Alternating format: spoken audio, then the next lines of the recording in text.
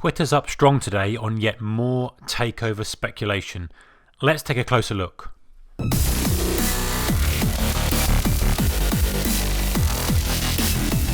Hey regular industry traders, Mark, welcome to your daily trading video. I want to talk a little bit about Twitter because it's up quite a lot today, but first of all I do want to run through the gold trade. Now if you'd watched yesterday's video, we talked about the possibility or the likelihood at least of after drive lower, whatever market you're trading, whether that be metals, gold, oil, or stock, you get a good trend. In other words, you close in the lower third, you get a little bit of a retest back back to some resistance level, and then you retest that low.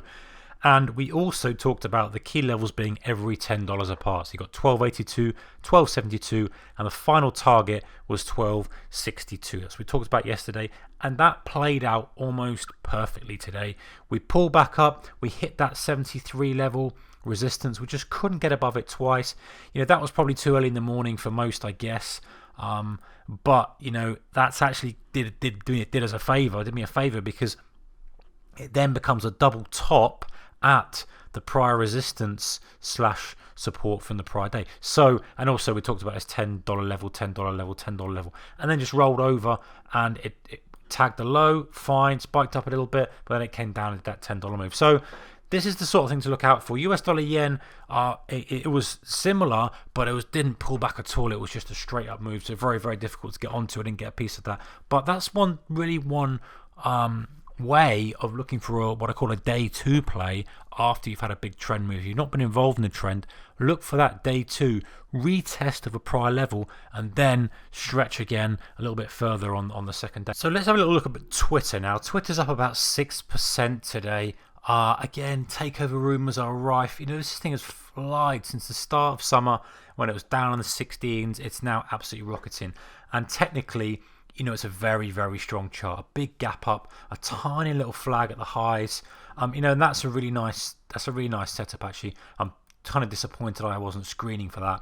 But on the flip side, the only thing is with trading this to the long side is that you're playing for literally a takeover trade. That's the takeover trade. Completely understandable. It makes sense. There are loads of people out there who could buy this.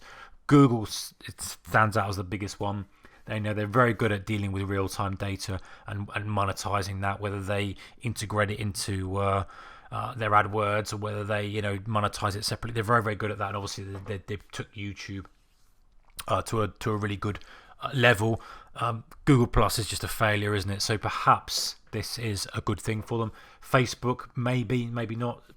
People talk about Salesforce, not very familiar with how that'll integrate with them. I think it's more of a business perspective, but they seem interested. Microsoft, of course, and another one flagged up was Disney. So lots of suitors out there. There's not one which you think, that would fit very, very well, but they can all use it in some way or the other, and it's relatively cheap. But anyway, back to the trading perspective. If you're trading from the long side, congratulations for being in it and holding this, because that's the best position to be in, is to be in and have a bit of cushion. Now it's a little bit more challenging because it purely is based on news. You've got to respect that as a bullish chart out there. But if it comes out and Jack says he's going to run the thing for another year, then this is going to plummet into the ground. However, if we come out and we get the bid, then who knows what it could be. It could be easily above $30. So you've kind of got that symmetrical risk-reward ratio from this point, I think anyway. One strategy possibly which you look out for is a bit of bad news that comes out on it. Perhaps one of those top 5 suitors pulls out, says they're not interested. You'll see a down move on that, and then maybe it's a time to sort of pick up some stock at that point, thinking that now someone's dropped out, maybe someone's going to step up to the plate with a more formal offer of interest. But it's a tricky one. I don't pretend to be an expert in all this mergers and acquisitions trading, and there's a lot more to it than that.